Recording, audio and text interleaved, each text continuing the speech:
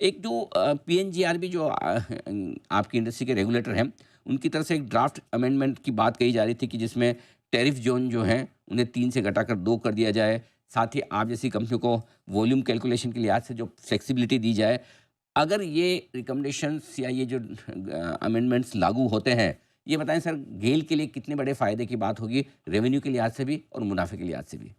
आपने जो पूछा टैरिफ रेगुलेशंस के बारे में, ये और आपने बता दिया कि रेगुलेशन में जो चेंजेस हैं वो क्या हैं, 3 ज़ोन से के बदले 2 ज़ोन होंगी और इसका सबसे बड़ा फ़ायदा सीजीडी कंपनीज़ को होगा क्योंकि सारी सीजीडी कंपनीज़ के डोमेस्टिक पीएनजी और सीएनजी वॉल्यूम्स पे सिर्फ ज़ोन 1 का टैरिफ एप्लीकेबल होगा और जैसा कि आपको मालूम है कि गेल देश के 307 ज्योग्राफिकल एरियाज़ में से 72 ज्योग्राफिकल एरिया में प्रेज़ेंट है, तो इसका बहुत बड़ा फ़ायदा गेल को होगा। इसके अलावा हमारी कुछ जो आइसोलेटेड नेटवर्क्स हैं, जिसका कि टैरिफ डिटर्मिनेशन आज की डेट में नॉमिनेटेड कैपेसिटी डिवाइजर की तरह यूज होता है और एक्चुअल वॉल्यूम काफी कम है। अब एक्चुअल वॉल्यूम यूज होगा तो इसका भी फायदा हमको होगा। तो अभी हम कह नहीं सकते क्योंकि ये पब्लिक कंसल्टेशन डॉक्यूमेंट लॉ अभी होस्ट हुआ है और इसके ऊपर चर्चाएं होगी और फिर फैसला होगा। तो अभी मैं कोई नंबर आपको देना नहीं चाहता, लेकिन अगर सिर्फ हम आइसोलेटेड नेटवर्क की बात करें तो लगभग 130 करोड़ का फायदा हमको इमीडिएटली दिखाई दे रहा है। हुँ, हुँ। सीजीडी का फायदा इसके अलावा होगा, लेकिन इससे बहुत बड़ी बात यह है हुँ, कि एक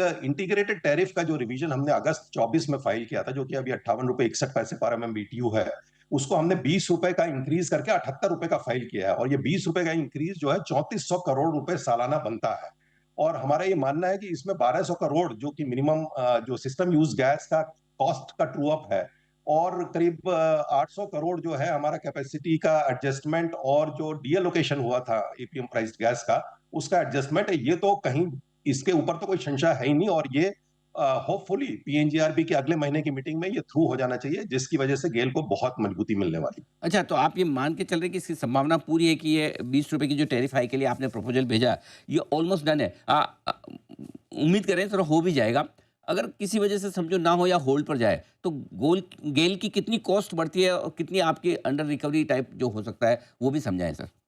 हाँ, ये बहुत आपने अच्छा प्रश्न पूछा क्योंकि लोगों को ये दुविधा रहती है कि अगर ये टैरिफ का रिवीजन में डिले हो रहा है, तो क्या इसका खामियाजा गेल को भुगतना पड़ रहा है? ऐसा नहीं है।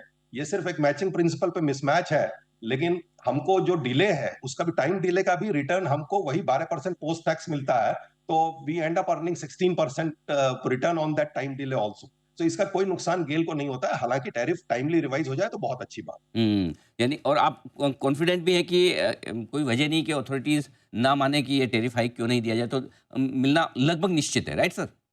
मैंने बताया कि 20 रुपए का इम्पैक्ट 3400 करोड़ रुपए है और जी, इसमें से 12 रुपए का तो कोई संशय ही नहीं है। ओके। तो उसी प्रोपोर्शन में आप देख सकते हैं कि इतना बेनिफिट तो डेफिनिटली एश्योर्ड। ठीक बात है। ₹12 पर million metric British thermal unit वो तो उतना तो हो ही जाएगा और ₹20 होता तो और भी बेहतर है। आप लगातार अपनी कैपेसिटी बढ़ाने की भी कोशिश कर रहे हैं। अभी-अभी आपको पीएनजीआरबी से अप्रूवल भी मिली है सर दहेज से लेकर पनवेल तक वाली जो पाइपलाइन है। बताएँ सर इससे कितना बेनिफिट गेल को होने वाला है? ये भी समझाएँ।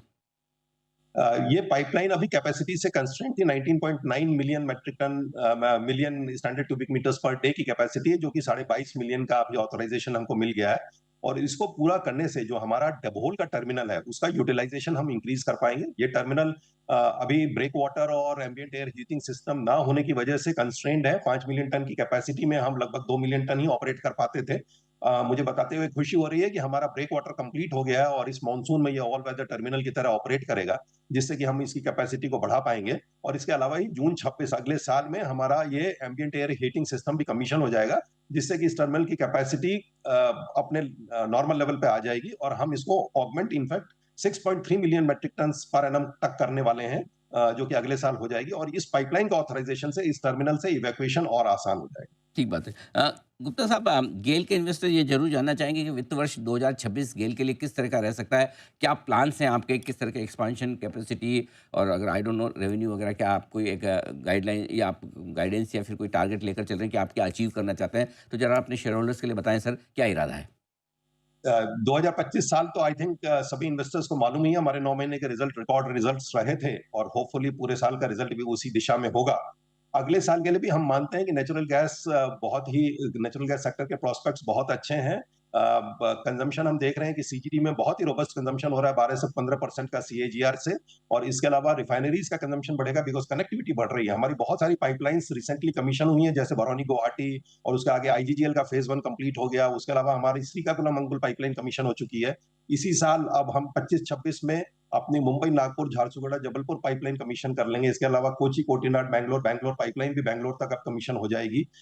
ये सब पाइपलाइंस कमीशन होने से और रिफाइनरीज कनेक्ट होने से और सीजीडी का वॉल्यूम बढ़ने की वजह से हमारा मानना है कि गैस के ट्रांसमिशन वॉल्यूम्स में कम से कम 8 से 10% का एनुअल इजाफा होगा।